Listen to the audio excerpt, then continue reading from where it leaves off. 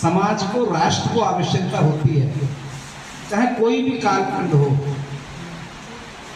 जब जब समाज पर, राष्ट्र पर आवश्यकता हुई, तब तब प्रबुद्ध लोग, बुद्धिजीवी लोग अपनी भूमिका हमेशा बहुत अच्छे प्रकार से निभाते हैं। आज उड़ीसा को भी इसकी आवश्यकता है।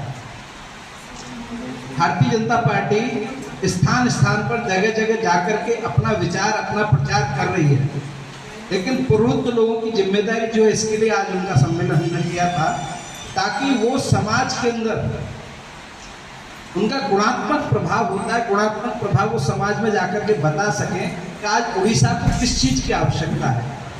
उनके कहने का प्रभाव, उनकी बात को बहुत गंभीरता से समाज सुनता है।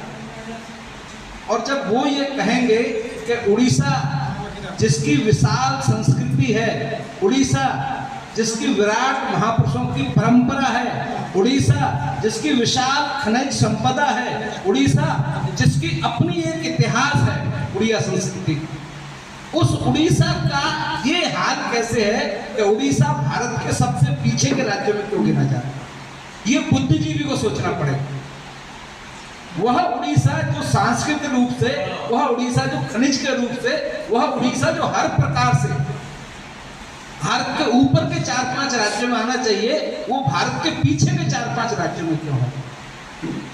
तब जब पॉलिटिकल बात चलती है तो कहते हैं पॉलिटिकल स्थायित्व जहां पर होता है, पॉलिटिकल स्टेबिलिटी जहां पर होती है, वहां पर बहुत अच्छे से विकास होता है। तो यहाँ पर तो स्टेबिलिटी भी थी। 25 साल तक एक ही शासन, एक ही सरकार का शासन, बीजू जनता दल का शासन है, उसके बाद भी यहाँ का विकास क्यों नहीं हुआ? तो यह बुद्धिजीवी लोगों को सोचना पड़ेगा और समाज को समझाना पड़ेगा कि यहाँ पर कुछ ना कुछ गड़बड़ हुआ है। यहाँ की जो भोली भाली जनता है, यहाँ की जो बहुत जल्दी विश्वास करने वाली जनता है, यहाँ का बहुत सुंदर समाज है जो भरोसा करता है लोगों पर, उसके साथ 25 साल से धोखा हुआ है। और धोखा ये हुआ है कि उसको सपने दिखा करके लूटा गया है, और लूटते लूटते ये स्थिति आ गई। यह उस समाज को बताना पड़ेगा, एक साउथ का, एक तमिलनाडु का व्यक्ति इनडायरेक्टली हमारे ऊपर शासन कर रहा है। हमारे नाम फोटो दिखाया जाता है एआई इंटेलिजेंस के द्वारा, आर्टिफिशियल इंटेलिजेंस के द्वारा बीजू पटनायक, नवीन पटनायक को बोलते हुए दिखाया जाता है, लेकिन वो बोल नहीं पा रहे हैं। और ये सारा षड्यंत्र जो समाज को बार बार दिग्भ्रमित किया जा रहा है, वो पांड्यन के द्वारा किया जा रहा है। 25 साल से ये राज्य, आप कहीं पर उदाहरण जब हम देंगे तो एक गुजरात राज्य है, वहां पर भाजपा लगभग 23-24 साल से है। एक उत्तर प्रदेश का राज्य जहाँ केवल 7 साल से भारतीय जनता पार्टी, और हरियाणा है जहां लगभग 10 साल से 9 साल से भारतीय जनता पार्टी। ऐसे अनेक राज्यों का उदाहरण दे सकते हैं जिन राज्यों ने बहुत कम समय के अंदर बहुत तेजी से प्रगति की। मैं उत्तर प्रदेश से आता हूँ। योगी आदित्यनाथ जी 2017 में वहां पर शासन में आते हैं। 2017 से पहले का उत्तर प्रदेश और 2000 आज का उत्तर प्रदेश, मैं आप सबको आमंत्रित करता हूँ YouTube चैनल्स पे जाके देखें कि भारत के सबसे ज्यादा एक्सप्रेस वे अगर किसी राज्य में है तो उत्तर प्रदेश के अंदर है। इस समय भारत के अंदर सबसे ज्यादा अगर विदेशी इन्वेस्टमेंट कहीं पर आ रहा है, लगभग 37.5 लाख करोड़ रुपए का इन्वेस्टमेंट पिछले साल उत्तर प्रदेश के अंदर विदेशों से आया है। आज उत्तर प्रदेश के अंदर जिसको गुंडागर्दी के लिए, जिसको लूटपाट के लिए, जिसको अपराधों के लिए गिना जाता था 2017 से पहले, भारतीय जनता पार्टी के शासन के आने के बाद आज पूरे उत्तर प्रदेश के अंदर एक घटना अपराधी अपने आप थाने में जाकर के सरेंडर करते हैं। यानी कि हमने 7 साल के अंदर ये परिवर्तन किया। उड़ीसा के अंदर 25 साल में परिवर्तन क्यों नहीं हो सकता?